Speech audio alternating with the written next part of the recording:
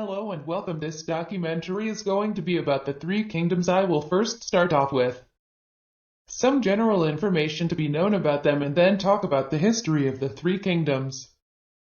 The three kingdoms 220 to 280 AD was the tripartite division of China among the states of Wei, Shu, and Wu. It started with the end of the Han Dynasty and was followed by the Jin Dynasty. The term Three Kingdoms is something of a misnomer, since each state was eventually headed not by a king, but by an emperor who claimed suzerainty over all China. Nevertheless, the term Three Kingdoms has become standard among English-speaking sinologists.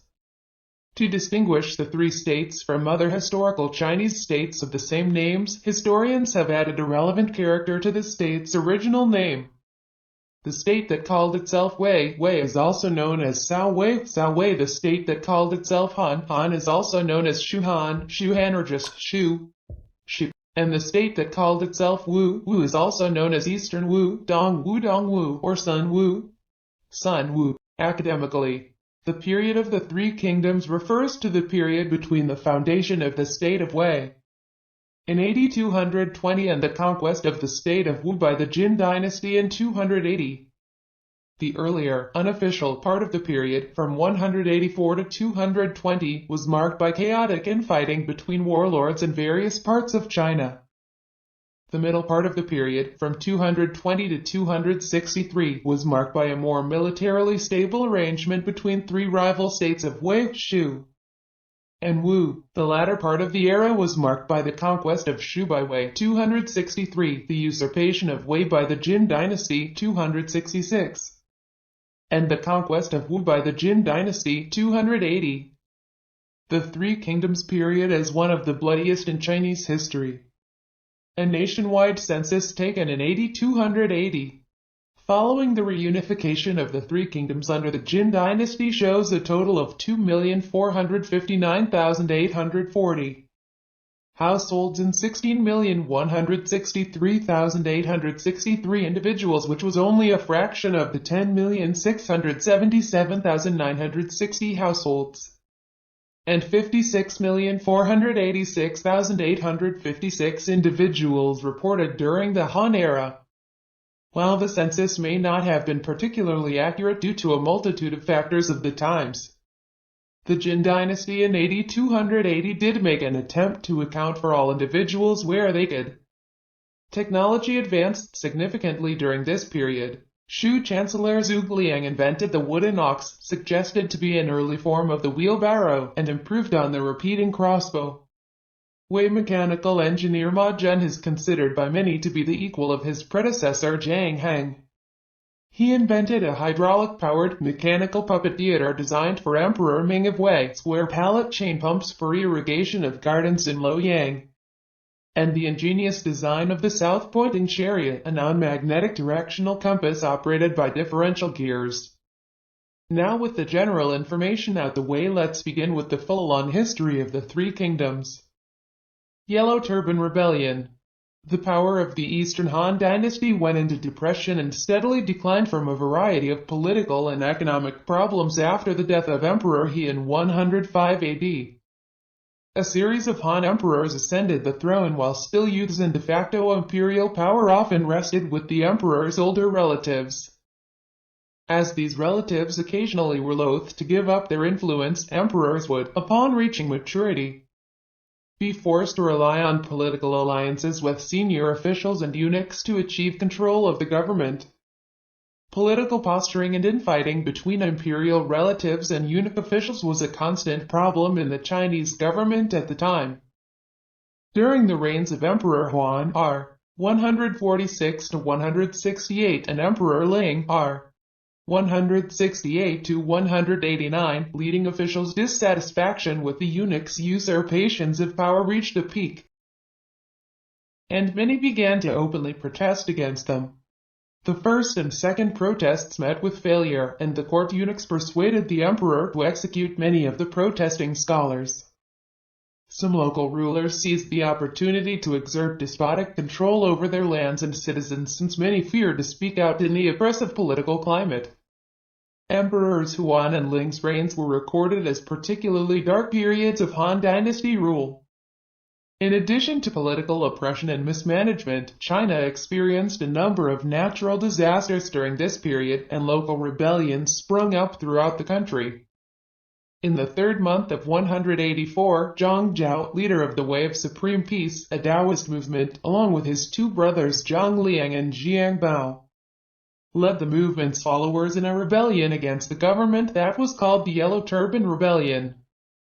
Their movement quickly attracted followers and soon numbered several 100,000 and received support from many parts of China. They had 36 bases throughout China, with large bases having 10,000 or more followers and minor bases having 6,000 to 7,000, similar to Han armies. Their motto was, "The firmament has perished, the yellow sky will soon rise. In this year of Jiazi, let there be prosperity in the world." Emperor Ling dispatched generals Wang Fusang, Lu Ji, and Zhu Jun to lead the Han armies against the rebels, and decreed that local governments had to supply soldiers to assist in their efforts.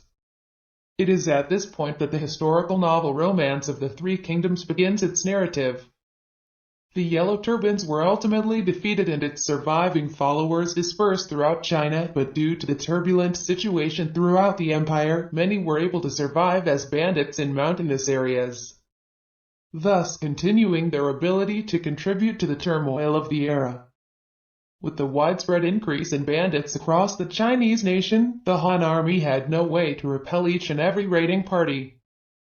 In 188, Emperor Ling accepted a memorial from Liu Yan suggesting he grant direct administrative power over feudal provinces and direct command of regional military to local governors, as well as promoting them in rank and filling such positions with members of the Liu family or court officials. This move made provinces, Zhou, official administrative units, and although they had the power to combat rebellions, the later intergovernmental chaos allowed these local governors to easily rule independently of the central government. Liu Yan was also promoted as governor of Yi province. Soon after this move, Liu Yan severed all of his region's ties to the Han imperial court, and several other areas followed suit. Dong Zhou in power. In the same year, Emperor Ling died, and another struggle began between the court eunuchs for control of the imperial family. Court eunuch Jian Shuo planned to kill General-in-Chief He Jin, a relative of the imperial family, and to replace the crown prince Liu Bian with his younger brother Liu Xie, the prince of Chenliu, in present-day Kaifeng, though his plan was unsuccessful. Liu Bian took the Han throne as Emperor Shao, and He Jin plotted with warlord Yuan Shao to assassinate the 10 attendants, a clique of 12 eunuchs led by Zhang Reng who controlled much of the imperial court. He Jin also ordered Dong Zhou, the frontier general in Liang province, and Ding Yuan, inspector of Bing province, to bring troops to the capital to reinforce his position of authority. The eunuchs learned of He Jin's plot and had him assassinated before Dong Zhou reached the capital Luoyang. When Yuan Shao's troops reached Luoyang, they stormed the palace complex, killing the 10 attendants and 2,000 of the eunuch supporters. Though this move effectively ended the century-long feud between the eunuchs and the imperial family, this event prompted the invitation of Dong Zhou to the outskirts of Luoyang from the northwest boundary of China. On the evening of the 24th of September 189, General Dong Zhou observed that Luoyang was set ablaze as a result of a power struggle between the eunuchs and civil service, and commanded his army forward to strike down the disorder. As the emperor had lost any remaining military or political power, Dong Zhou seized the de facto control of the government located at Luoyang. On the 28th of September, Dong Zhou deposed Liu Bian from the imperial Han throne in favor of Liu Xie. In the following weeks, rebellions broke out throughout all of China. In East China, in an attempt to restore the power of the Han, a large coalition against Dong Zhou began to rise, with leaders such as Yuan Shou, Yuan Shu, and Cao Cao. Many provincial officials were compelled to join or risk elimination. In 191, Sun Jian, Yuan Shu's subordinate, led an army against Dong Zhou and drove him from Luoyang to Chang'an. In the following year, 192, Liu Biyu, Dong Zhou's former bodyguard, assassinated Dong Zhou. Dong Zhou in power. In the same year, Emperor Ling died, and another struggle began between the court eunuchs for control of the imperial family. Court eunuch Jian Shuo planned to kill General-in-Chief He Jin, a relative of the imperial family, and to replace the crown prince Liu Bian with his younger brother Liu Xie, the prince of Chenliu in present-day Kaifeng, though his plan was unsuccessful. Liu Bian took the Han throne as Emperor Shao, and He Jin plotted with warlord Yuan Shao to assassinate the 10 attendants. A clique of 12 eunuchs led by Zhang Reng, who controlled much of the imperial court. He Jin also ordered Dong Zhou, the frontier general in Liang province, and Ding Yuan, inspector of Bing province, to bring troops to the capital to reinforce his position of authority. The eunuchs learned of He Jin's plot and had him assassinated before Dong Zhou reached the capital Luoyang. When Yuan Shao's troops reached Luoyang, they stormed the palace complex, killing the 10 attendants and 2,000 of the eunuch supporters. Though this move effectively ended the century-long feud between the eunuchs and the imperial family. This event prompted the invitation of Dong Zhou to the outskirts of Luoyang from the northwest boundary of China. On the evening of the 24th of September 189, General Dong Zhou observed that Luoyang was set ablaze as a result of a power struggle between the eunuchs and civil service, and commanded his army forward to strike down the disorder. As the emperor had lost any remaining military or political power, Dong Zhou seized the de facto control of the government located at Luoyang. On the 28th of September, Dong Zhou deposed Liu Bian from the imperial Han throne in favor of Liu Xie. In the following weeks, rebellions broke out throughout all of China. In East China, in an attempt to restore the power of the Han, a large coalition against Dong Zhou began to rise, with leaders such as Yuan Shou, Yuan Shu, and Cao Cao. Many provincial officials were compelled to join or risk elimination. In 191, Sun Jian, Yuan Shu's subordinate, led an army against Dong Zhou and drove him from Luoyang to Chang'an. In the following year, 192, Liu Biyu, Dong Zhou's former bodyguard, assassinated Dong Zhou. The collapse of central power. In 192, there was some talk among the coalition of appointing Liu Yu, an imperial relative, as emperor, and gradually its members began to fall out. Most of the warlords in the coalition, with a few exceptions, sought the increase of personal military power in the time of instability instead of seriously wishing to restore the Han dynasty's authority. The Han Empire was divided between a number of regional warlords. As a result of the complete collapse of the central government and Eastern Alliance, the North China Plain fell into warfare and anarchy, with many contenders vying for success or survival. Emperor Xian fell into the hands of various warlords of Chang'an. Dong Zhou, confident in his success, was slain by his follower Liu Biyu, who plotted with minister Wang Yan. Liu Biyu, in turn, was attacked by Dong Zhou's subordinates Li Ju, Guozi, Zhang Ji, and Fan Chou. Wang Yan and his whole family were executed. Liu Biyu fled to Zhang Yang, a northern warlord, and remained with him for a time before briefly joining Yuan Shao. But it was clear that Liu Biyu was far too independent to serve in other. Yuan Shao operated from Yi City in Ji province, extending his power north of the Yellow River. Han Fu had formerly been the governor of Ji province, but he came under the control of Yuan Shao and was replaced by him. Between the Yellow and Wai rivers, a conflict had erupted between Yuan Shu, Cao Cao, Dao Jian, governor of Shu province, Liu Biyu, and Liu Bei, a man with a poor background who claimed imperial descent. Cao Cao forced the Yellow Turbans to surrender in 192, drove Yuan Shu to the south of the Wai River in 193, inflicted devastation upon Dao Jian in 194. Received the surrender of Liu Bei in 196, and captured and executed Liu Biyu in 198. Cao was now in complete control of the southern part of the North China Plain. In the northeast, Gongsun held control of southern Manchuria, where he had established a state. He was succeeded by his son Gongsun Kong in 204. In the north across the frontier, since the fall of imperial control, the region had become chaotic as the Xiongnu remnants came into conflict with the Shenbei. In Liang province, present-day Gansu, a rebellion had erupted in 184. In the west, Liu Yan had been governor of Yi province since his appointment in 188. He was succeeded by his son Liu Zhang in 194. Directly north of Liu Zhang's territory, Zhang Lu, leader of the Five Pecks of Rice, led a theocratic government at Hanzhong Commandery on the upper Han River. Liu Biao held control over his province as the governor of Jing province.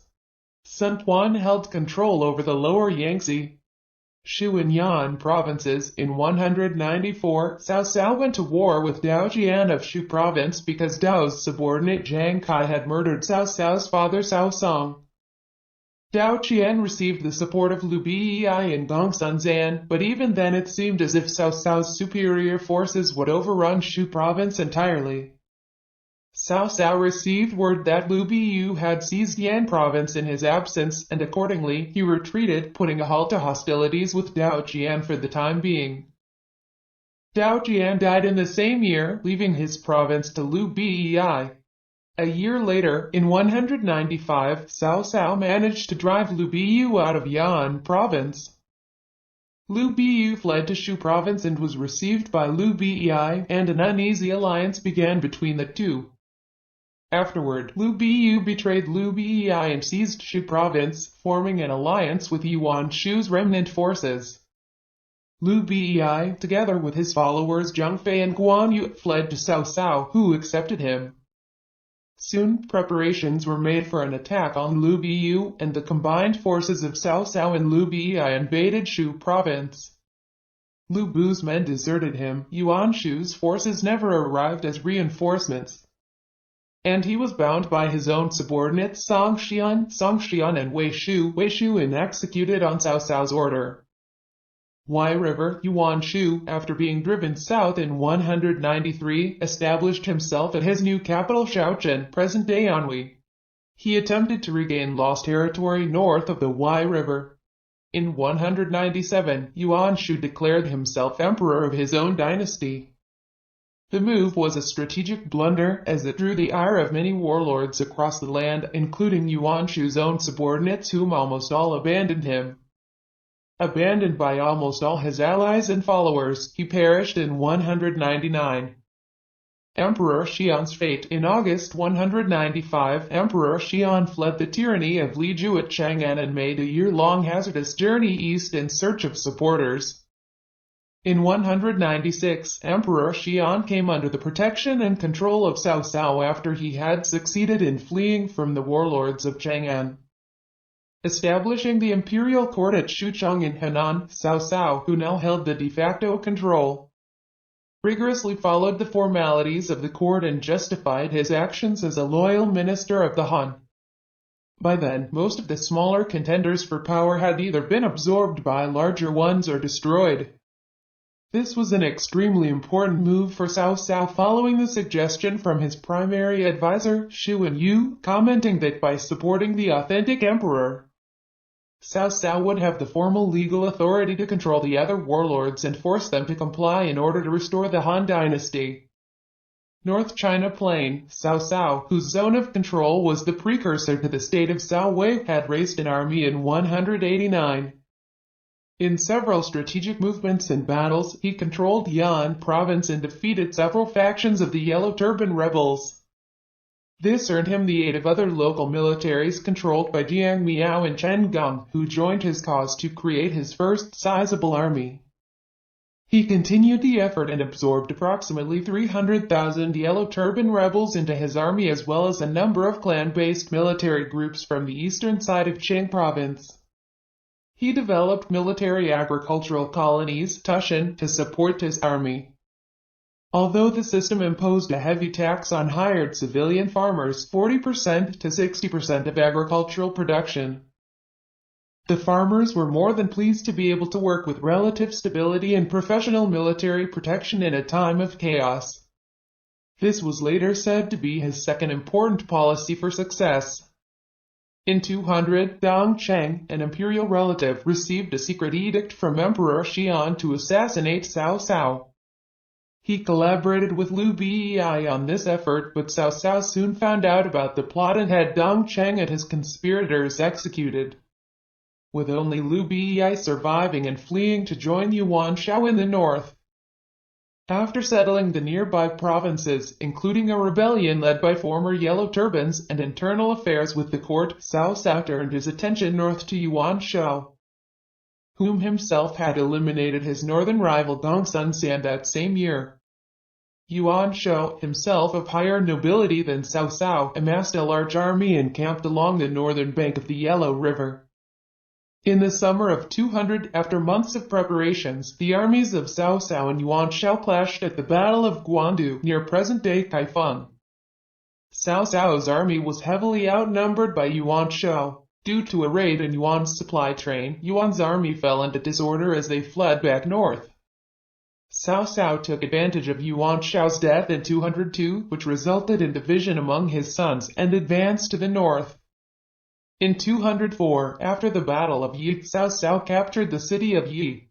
By the end of 207, after a victorious campaign beyond the frontier against the Yuan culminating in the Battle of White Wolf Mountain, Cao Cao achieved complete dominance of the North China Plain. He now controlled China's heartland, including Yuan Shao's former territory and half of the Chinese population.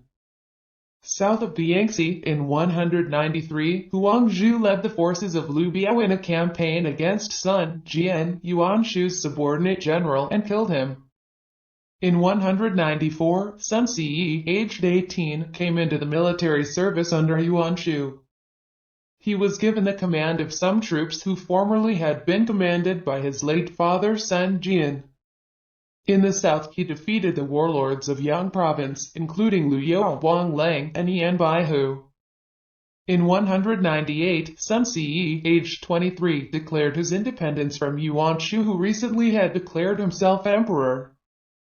He held control over Danyang, Wu, and Kuaiji commanderies from present-day Nanjing to the Hangzhou Bay and some outposts at the Fujian coast, while expanding westward in a series of campaigns. By 200, he had conquered Yuzhang Commandery at present-day Lake Poyang in Jiangxi and Lujiang, north of the Yangtze, in 200. Sun Ce was ambushed and assassinated by the former retainers of a defeated rival from Wu. Sun Quan, aged 18, succeeded him and quickly established his authority. By 203, he was expanding westward. In 208, Sun Quan defeated Huang Zu, Liu Biao's subordinate commander, around present-day Wuhan. He now held control over the territories south of the Yangtze, below Wuhan, Poyang region, and Hangzhou Bay. His navy established local superiority over the Yangtze. Nevertheless, he would soon come under the threat of Cao Cao's larger armies. Jing Province. During Dong Zhou's reign over the Han government, Liu Biao had been appointed as the governor of Jing Province. His territory was located around his capital Xiangyang in the territory to the south around the Han and Yangtze River. Beyond his eastern border was the territory of Sun Quan. In 200, during the time of the campaign around Guandu between Cao Cao and Yuan Shao, Liu Bei's forces had been defeated by a detachment of Cao Cao's army, forcing Liu Bei to flee and seek refuge with Liu Biao in Jing Province. In this exile, Liu Bei maintained his followers who had accompanied him and made new connections within Liu Biao's entourage. It was during this time that Liu Bei also met Zhuge Liang. In the autumn of 208, Liu Biao died and was succeeded by his youngest son Liu Kong over the eldest son Liu Qi through political maneuvering. Liu Bei had become the head of the opposition to a surrender when Cao Cao's army marched southward to Jing. After the advice of his supporters, Liu Kong surrendered to Cao Cao. Cao Cao took control of the province and began appointing scholars and officials from Liu Biao's court to the local government. Meanwhile, Liu Qi had joined Liu Bei to establish a line of defense at the Yangtze River against the surrender to Cao Cao. But they suffered defeat at the hands of Cao Cao. In the aftermath, they retreated and sought support from Sun Quan. Guan Yu, Liu Bei's subordinate lieutenant, had managed to retrieve most of Jing Province's fleet from the Han River. Cao Cao occupied the naval base at Zhongling on the Yangtze River. He would now begin proceeding eastwards towards Sun Quan with his armies and new fleet while sending messengers to demand Sun Quan's surrender. Battle of Red Cliffs in 208. Cao Cao marched south with his army hoping to quickly unify the empire. Liu Biao's son Liu Kong surrendered Jing province and Cao was able to capture a sizable fleet at Zhongling. Sun Quan, the successor to Sun Ce in the lower Yangtze, continued to resist. His advisor Lu Su secured an alliance with Liu Bei, himself a recent refugee from the north, and Zhao Yu was placed in command of Sun Quan's navy. Along with a veteran general who served the Sun family, Cheng Pu. Their combined armies of 50,000 met Cao Cao's fleet and 200,000 strong force at Red Cliffs that winter. After an initial skirmish, an attack beginning with a plan to set fire to Cao Cao's fleet was set in motion to lead to the decisive defeat of Cao Cao, forcing him to retreat and disarray back to the north. The Allied victory at Red Cliffs ensured the survival of Liu Bei and Sun Quan and provided the basis for the states of Shu and Wu. Final years of the dynasty. In 209, Zhou Yu captured Jiangling, establishing the South's complete dominance over the Yangtze River. Meanwhile, Liu Bei and his principal advisor Zhuge Liang captured the Shang River basin commanderies, establishing control over the southern territories of Jing province. Sun Quan was forced to cede the territory around Jiangling to Liu Bei because he could not establish a proper authority over it after Zhou Yu's death in 210. In 211, Cao Cao defeated a warlord coalition in the Wei Valley, ending in the Battle of Huaiyan, capturing the territory around Chang'an. In 211, Liu Bei accepted an invitation from Liu Jiang to come to Yi province for aiding the latter against a threat from the north, namely Zhang Lu of Hanzhong. Liu Bei met people within Liu Jiang's court who wished that he would replace Liu Jiang as the ruler of Yi province. A year after his arrival, Liu Bei came into conflict with Liu Jiang and turned against him. In the summer of 214, Liu Bei received the surrender of Liu Zhang, capturing Yi province, and established his regime at Chengdu. In 215, Cao Cao captured Hanzhong after attacking and receiving the surrender of Zhang Lu. He had launched the attack from Chang'an through the Qinling mountain passes to Hanzhong. The conquest threatened Liu Bei's territory located directly to the south. Cao Cao progressively increased his titles and power under the puppet Emperor Xian. He became the Chancellor in 208, the Duke of Wei in 214, and the King of Wei in 217. He also compelled Sun Quan to accept suzerainty to Wei, but it had no real effect in practice. After Liu Bei had captured Yi province from Liu Zhang in 214, Sun Quan, who had been engaged with Cao Cao in the southeast at the region between the Huai and Yangtze rivers during the intervening years, turned his attention to the middle Yangtze. Cao Cao and Sun Quan had gained no success in breaking each other's positions. Lu Fu, an administrator under Cao Cao, had established agricultural garrisons at Hefei and Shaochen to defend Cao's territory near the Huai River. Sun Quan resented the fact that Liu Bei, a weaker ally, had gained so much territory west of him and demanded a larger share of the Shang River basin. In 215, Lu Meng's, Sun Quan's officer, was sent to capture Jing province's southern commanderies, but Guan Yu, Liu Bei's general, launched a counterattack. Later that year, Liu Bei and Sun Quan reached a settlement that the Shang River would serve as the border between their territories. In the south, Sun Quan had sent Yi Qin, Lu Xun, and others to expand and conquer territory in what are now southern Zhejiang and Fujian provinces. In 219, Liu Bei seized Hanzhong by defeating and killing General Xiahou Yuan, who served Cao Cao. Cao Cao sent reinforcements in an unsuccessful attempt to reclaim the territory. Liu Bei had now secured his territory against the north and declared himself the king of Hanzhong. In the east, Sun Quan attempted to capture Hefei from Cao Cao, but he did not succeed.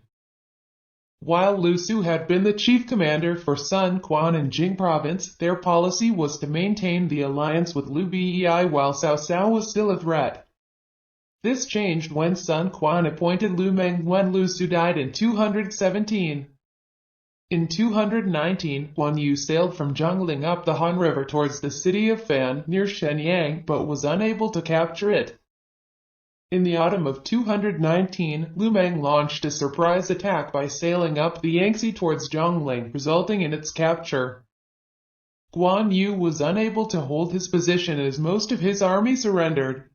He was captured and executed on Sun Quan's order. Cao Cao regained the Han Valley, while Sun Quan captured all the territory east of the Yangtze Gorges. The emergence of the Three Kingdoms, the beginning of 220, Cao Cao died and was succeeded by his son Cao Pai. On the 11th of December, Emperor Xian abdicated and Cao Pi ascended the imperial throne by proclaiming the heavenly mandate as the Emperor of Wei. On the 15th of May 221, Liu Bei responded by proclaiming himself as the Emperor of Han. His state would become generally known as Shu Han. Sun Quan continued to recognize his de jure suzerainty to Wei and was in fact as the king of Wu.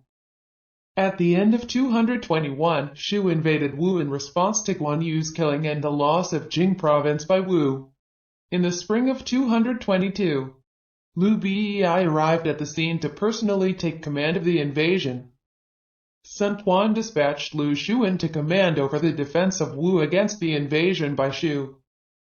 In the 6th month of 222, waiting until Liu Bei was committed along the Yangtze below the Yangtze Gorges against the advice of his subordinates, Lu Xun launched a series of fire attacks against the flank of Liu Bei's extended position, which caused disorder in the Shu army and Liu Bei's retreat to Baidacheng near present-day Fengji. Afterward, in 222, Sun Quan renounced his suzerainty to Wei and declared the independence of Wu. In 223, Liu Bei perished at Baidacheng. Zhuge Liang now acted as a regent for Lu Shan, aged 17, and held control of the Shu government. Shu and Wu resumed their diplomatic relations by re-establishing peace and alliance in the winter of 223. On the 23rd of June 229, Sun Quan proclaimed himself as the Emperor of Wu. Zhu controlled the upper Han Valley and the territory west of the Yangtze Gorges. The Qinling Mountains divided Shu and Wei. Wei held control over the Wei and Wai Valley, where agricultural garrisons were established at Shaochen and Hefei to defend Wei, while Sun Quan controlled all of the Yangtze valleys. The territory between the Wei and Yangtze was a desolate area, where a largely static frontier between Wei and Wu had formed at the lower Han Valley. Now we are going to talk about the three states beginning in downfall. Shu. In 223, Lu Shan rose to the throne of Shu following his father's defeat and death. From 224 to 225, during his southward campaigns, Zhuge Liang conquered the southern territories up to Lake Dian in Yunnan. In 227, Zhuge Liang transferred his main Shu armies to Hanzhong and opened up the battle for the northwest with Wei. The next year, he ordered Zhao Yun to attack from Ji Gorge as a diversion, while Zhuge himself led the main force to Mao Qi. The vanguard Ma Su suffered a tactical defeat at Jiating and the Shu army was forced to withdraw. In the next 6 years, Zhuge Liang attempted several more offensives, but supply problems limited the capacity for success. In 234, he led his last great northern offensive, reaching the Battle of Wujiang Plain south of the Wei River. Due to the death of Zhuge Liang in 234, the Shu army was forced once again to withdraw but was pursued by Wei. The Shu forces began to withdraw. Sima Yi deduced Zhuge Liang's demise and ordered an attack. Zhu struck back almost immediately, causing Sima Yi to second-guess and allow Shu to withdraw successfully. Wu. Sun Quan turned to the aborigines of the southeast, whom the Chinese collectively called the Shan Yue. A collection of successes against the rebellious tribesmen culminated in the victory of 224. In that year, Zhuge Ke ended a 3-year siege of Danyang with the surrender of 100,000 Shan Yue. Of these, 40,000 were drafted as auxiliaries into the Wu army. Meanwhile, Shu was also experiencing troubles with the indigenous tribes of their south. The southwestern Nanman peoples rose in revolt against Shu authority, captured and looted cities in Yi province. Zhuge Liang, recognizing the importance of stability in the south, ordered the advance of the Shu armies in 3 columns against the Nanman. He fought a number of engagements against the chieftain Meng Huo, at the end of which Meng Huo submitted. A tribesman was allowed to reside at the Shu capital Chengdu as an official, and the Nanman formed their own battalions within the Shu army. In the times of Zhuge Liang's northern offensives, the state of Wu had always been on the defensive against invasions from the north. The area around Hefei was the scene of many bitter battles and under constant pressure from way after the Battle of Red Cliffs. Warfare had grown so intense that many of the residents chose to migrate and resettle south of the Yangtze River. After Zhuge Liang's death, attacks on the southern Wei River region intensified, but nonetheless, Wei could not break through the line of the river defenses erected by Wu, which included the Rushu fortress. Sun Quan's long reign is regarded as a time of plenty for his southern state. Migrations from the north and the settlement of the Shanwei increased manpower for agriculture, especially along the lower reaches of the Yangtze and in Kuaiji Commandery along the southern shore of Hangzhou Bay. River transport blossomed with the construction of the Zedong and Jiangnan canals. Trade with Shu flourished, with a huge influx of Shu cotton and the development of celadon and metal industries. Sea journeys were made to Manchuria and the island of Taiwan. In the south, Wu merchants reached Linyi, southern Vietnam, and the Funan Kingdom. As the economy prospered, so too did the arts and culture. In the Yangtze Delta, the first Buddhist influences reached the south from Luoyang. Wei, in 226, Cao Pi died, aged 40, and was succeeded by his eldest son Cao Rui, aged 22. Minister Chen Chun, General Cao Zhen, General Cao Shu, and General Sima Yi were appointed as regents, even though Cao Rui was able to manage the government in practice. Eventually, the former 3 died, leaving only Sima Yi as the senior minister and military commander. In 226, Sima Yi successfully defended Xiangyang against an offensive from Wu. This battle was the first time he had command in the field. In 227, Sima Yi was appointed to a post at Chang'an where he managed the military affairs along the Han River.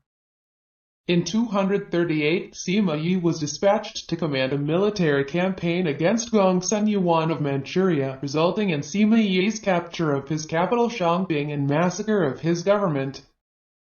Between 244 and 245, General Guan Shujian was dispatched to invade Goguryeo and severely devastated that state. The northeastern frontier of Wei was now secured from any possible threats. In 238, Cao Rui perished at age 35. He was succeeded by his adopted son Cao Fang, aged 7, who was a close member of the imperial family. Cao Rui had appointed Cao Shuang and Sima Yi to be Cao Fang's regents, even though he had contemplated to establish a regency council dominated by imperial family members. Cao Shuang held the principal control over the court. Meanwhile, Sima Yi was received the honorific title of Grand Tutor, but had virtually no influence at the court. Decline and end. From the late 230s, tensions began to become visible between the imperial Cao clan and the Sima clan. Following the death of Cao Zhen, factionalism was evident between Cao Shuang and the Grand Tutor Sima Yi.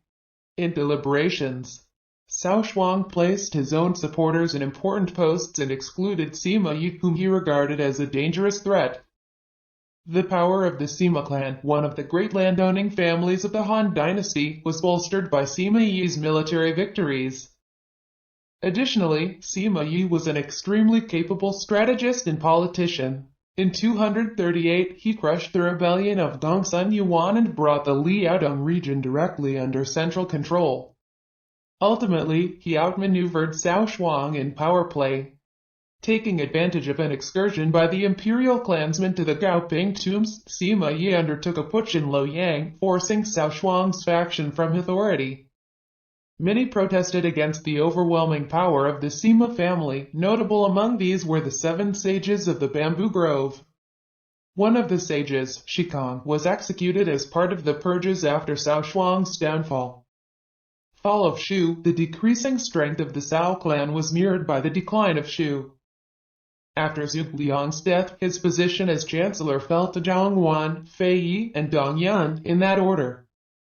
But after 258, Shu politics became increasingly controlled by the eunuch faction, led by Wang Hao, and corruption rose. Despite the energetic efforts of Zhang Wei, Zhuge Liang's protege, Shu was unable to secure any decisive achievement. In 263, Wei launched a 3-pronged attack and the Shu army was forced into general retreat from Hanzhong. Jiang Wei hurriedly held a position at Jianghe, but he was outflanked by the Wei commander Deng Ai, who force-marched his army from Yinping through territory formerly considered impassable. By the winter of the year, the capital Chengdu fell due to the strategic invasion of Wei by Deng Ai, who invaded Chengdu personally. The Emperor Lu Shan thus surrendered. The state of Shu had come to an end after 43 years. Lu Shan was reinstated to the Wei capital of Luoyang and was given the new title of the Duke of Anil. Directly translated, it meant the Duke of Safety and Happiness, and was a trivial position with no actual power. Fall of Wei. Cao Huan succeeded to the throne in 260 after Cao Mao was killed in a failed coup against Sima Zhao. Soon after, Sima Zhao died and his title as Duke of Jin was inherited by his son Sima Yan. Sima Yan immediately began plotting to become emperor but faced stiff opposition. Following advice from his advisors, Cao Huan decided the best course of action would be to abdicate, unlike his predecessor Cao Mao. Sima Yan seized the throne in 266 after forcing Cao Huan's abdication, effectively overthrowing the Wei dynasty and establishing the successor Jin dynasty. This situation was similar to the deposal of Emperor Xian of Han by Cao Pi 40 years earlier. Fall of Wu. Following Sun Quan's death and the ascension of the young Sun Liang to the throne in 252, the state of Wu went into a steady decline. Successful Wei suppression of rebellions in the southern Wei River region by Sima Zhao and Sima Shi reduced any opportunity of Wu influence. The fall of Shu signaled a change in Wei politics. After Lu Shan surrendered to Wei, Sima Yan, grandson of Sima Yi, overthrew the Wei emperor and proclaimed his own dynasty of Jin in 266, ending 46 years of Cao dominion in the north. After Jin's rise, Emperor Sun Shu of Wu died, and his ministers gave the throne to Sun Hao. Sun Hao was a promising young man, but upon ascension he became a tyrant, killing or exiling all who dared oppose him in the court. In 269, Yang Hu, a Jin commander in the south, started preparing for the invasion of Wu by ordering the construction of a fleet and the training of marines in Sichuan under Wang Jun. 4 years later, Lu Kang, the last great general of Wu, died, leaving no competent successor. The planned Jin offensive finally came at the end of 279. Sima Yan launched 5 simultaneous offensives along the Yangtze River from Jianye, present-day Nanjing, to Zhongling, while the Sichuan fleet sailed downriver to Jing province. Under the strain of such an enormous attack, the Wu forces collapsed and Jianye fell in the 3rd month of 280. Sun Hao surrendered and was given a fiefdom on which to live out his days. This marked the end of the Three Kingdoms era and the beginning of a break in the forthcoming 300 years of disunity. That is my full documentary on the Three Kingdoms or the Three States, and I will see you guys in the next one.